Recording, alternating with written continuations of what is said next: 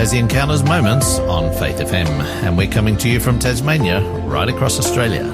Each weekday at 9 a.m, you can hear what the Bible says about past, current and future events. You can learn how to study the Bible more effectively. You can get to know who God is, why we're here and where we're going.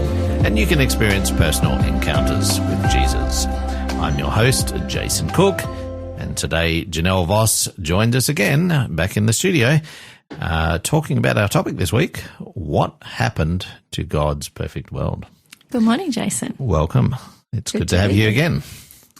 Yes, so I'm just wondering, before we jump into it, Jason, do you have a favourite good versus evil, save the world type story? Maybe a book or a movie, TV show?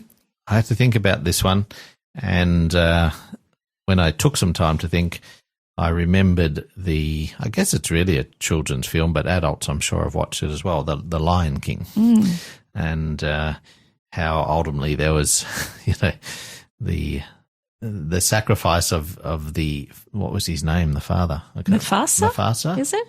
and then the evil brother, yes, and then the son who has to make things right in the end, basically. So, yeah, good over evil. I recently watched I guess you'd call it the origin story of what the relationship between the brothers was like. Okay. And what led to that. And that was really interesting. I really enjoy the Narnia series, both the books and the movies. Yes, Again, kind of kids ones, but I really enjoy them still as an adult. They're so, like, as a Christian, when you watch them, you can see the gospel presented in that. Yes. And I actually found it really good. Yeah. So a lot of these stories that we watch, whether they're movies or TVs or that we read, they actually have a basis in truth. So yesterday we learnt that there really is a battle of good versus evil going on, a rebellion that happened. Which started in heaven? Yes. So today we're going to find out what happens next. So first I want to take you to the Garden of Eden. So this was a place when God first created the world. He made this beautiful garden for Adam and Eve to live in. And one of the best things about it was that God himself would come and spend time with them in the Garden of Eden. So, just a wonderful place here on earth. Now, after Satan was thrown out of heaven when his rebellion failed, that's where he went, would you believe, to the Garden of Eden. The reason being that he wanted to extend his rebellion. He wanted to get humans to join. He hadn't been successful in heaven, but he hoped that he could be successful on earth. He was partially successful. Well, I guess he took a third of the angels with him. He did take quite a bit, but he was hoping to gain control of the earth, which he had not achieved in heaven. So God's not on board with Satan just wandering all around the world and talking to humans anytime he wanted. So he placed a boundary on Satan to protect humans. He confined him to a tree. And then he warned Adam and Eve not to go there to eat its fruit because eating its fruit would lead to death. So the question is, why didn't God just stop Adam and Eve from going there altogether? Why didn't he just, brick it off so that they create a boundary that they couldn't get across? Why did he still make it a possibility? I think it's actually part of this concept of free will and free choice that and I guess loving obedience rather than, being forced to, or, when children are young, I guess you have boundaries, and Satan had a boundary there. But when you are young, you have to have boundaries to protect people. But as people grow up, and Adam and Eve were adults, they weren't children, he was giving them a choice. Yes. And he was saying, hey, it's not good to go there. Yeah. Don't go there. Yeah. Please don't go there. Yeah. Yeah. So free choice is one of the most wonderful gifts that God has given us. If you imagine what life would be like without that, God would be controlling us. We would be robots. Like robots, yeah. Yep. We wouldn't have independence, individuality. So it was really important to God that we have free choice. And as you say, that's to do with his love for us. He wants us to come to him because we choose to, not because we're forced to. So God gave Adam and Eve a choice, but he also gave them the knowledge that they needed to make a wise choice, an informed choice, a safe choice. So we're going to read the story of what happened, and I'm going to get you to read that for us today. Jason, it's found in Genesis chapter 3, verses 1 to 7. The serpent was the shrewdest of all the wild animals the Lord God had made. One day he asked the woman, "Did God really say you must not eat the fruit from any of the trees in the garden?" "Of course we may eat the fruit from the trees in the garden," the woman replied. "It's only the fruit from the tree in the middle of the garden that we are not allowed to eat. God said, 'You must not eat it or even touch it. If you do, you will die.'" "You won't die," the serpent replied to the woman. "God knows that your eyes will be opened as soon as you eat it, and you'll be like God, knowing both good and evil." The woman was convinced. She saw that the tree was beautiful and its fruit looked delicious, and she wanted the wisdom it would give her. So she took some of the fruit and ate it. Then she gave some to her husband, who was with her, and he ate it too. At that moment their eyes were opened, and they suddenly felt shame at their nakedness. So they sewed fig leaves together to cover themselves. Thank you. That was beautifully read. I'm going to get you, if you wouldn't mind, to repeat the serpent's conversation with Eve again. But this time, if you can read the serpent and I will read Eve, and we'll give people a sense of what the conversation sounded like. I can see why you've asked me to do this, but I'm not entirely comfortable with being the serpent in this model. But anyway, I do apologise. I'll do it just for you. Okay. Did God really say you must not eat the fruit from any of the trees in the garden? Of course we may eat the fruit from the trees in the garden. It's only the fruit from the tree in the middle of the garden that we are not allowed to eat. God said you must not eat it or even touch it. If you do, you will die. You won't die. God knows that your eyes will be opened as soon as you eat it, and you will be like God, knowing both good and evil. Thank you, Jason. Can you tell me, what do you think Satan is trying to convince Eve of here?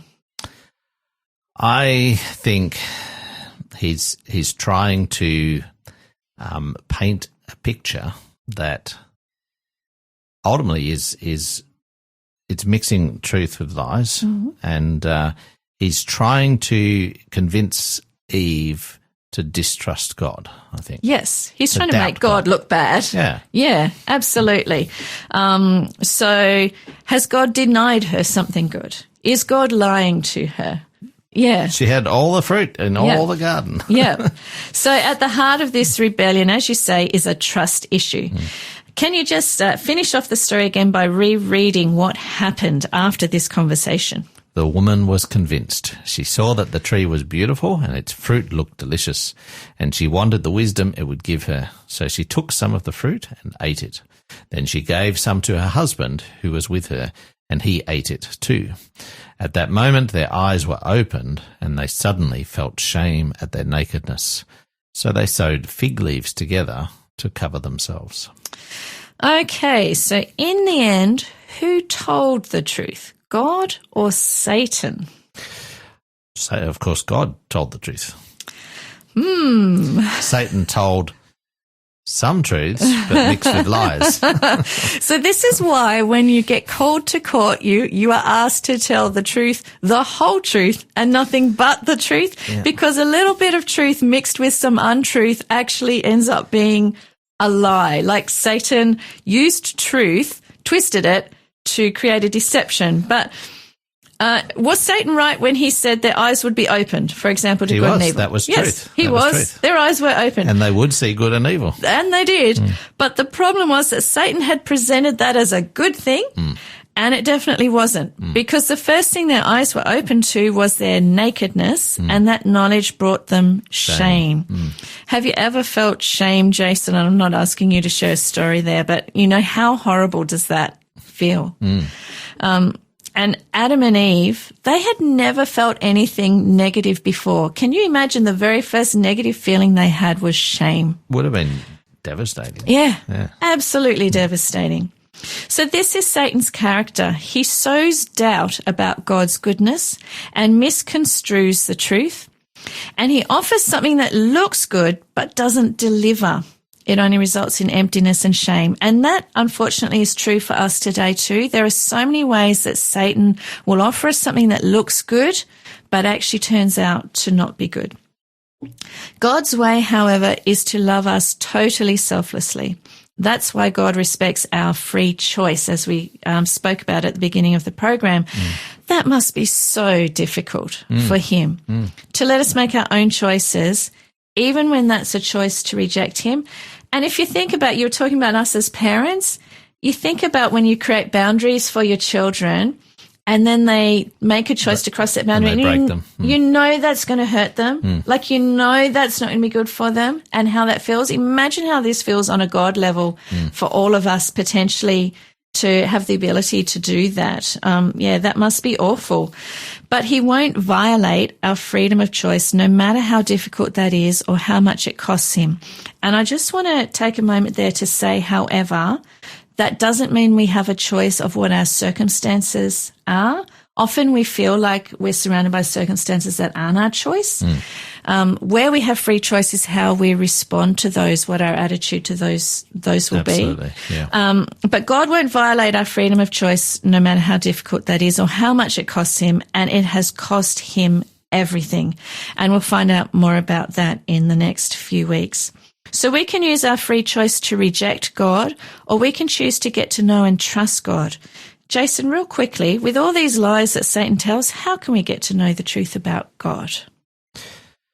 Well, my suggestion is that you read all of the Bible, not just one verse, or not just the Old Testament. Not just the bits you like. No, that's it.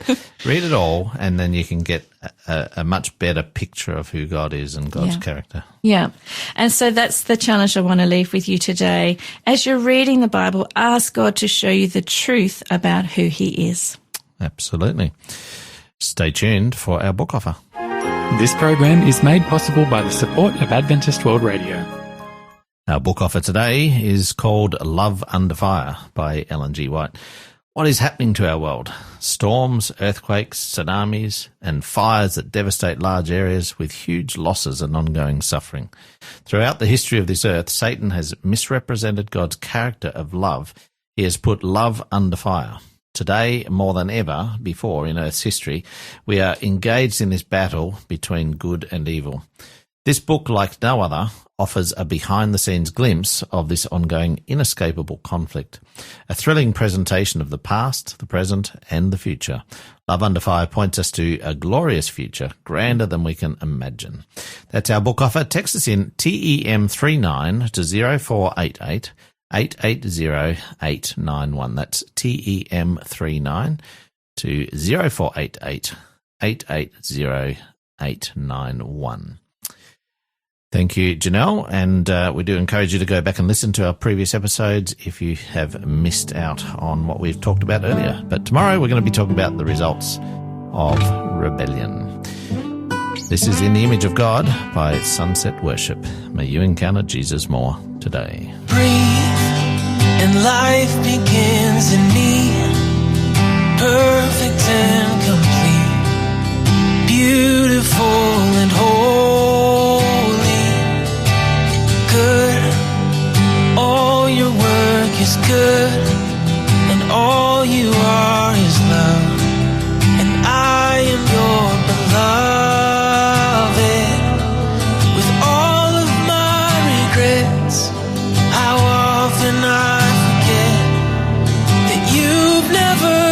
God to me, made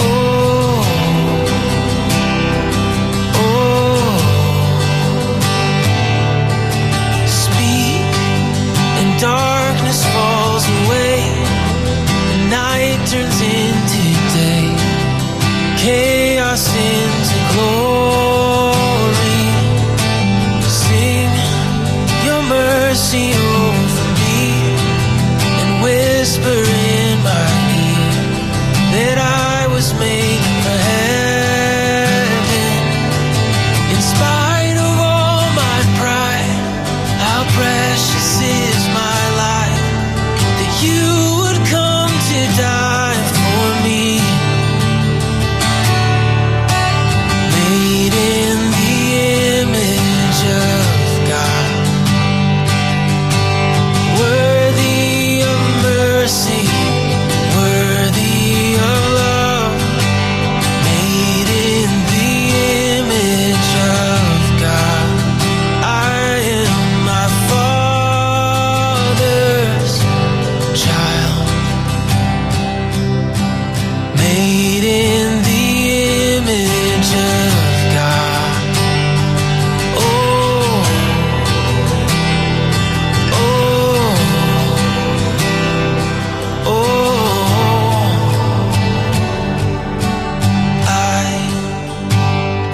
Your child. You love me. You love me. And I was made for glory, for glory. And I'm your child. You love me. You love me. And I was made for glory, for glory. Made in the image of God, worthy of mercy, worthy of love. Made in the image of God, I am my Father's child. Made in the image of God.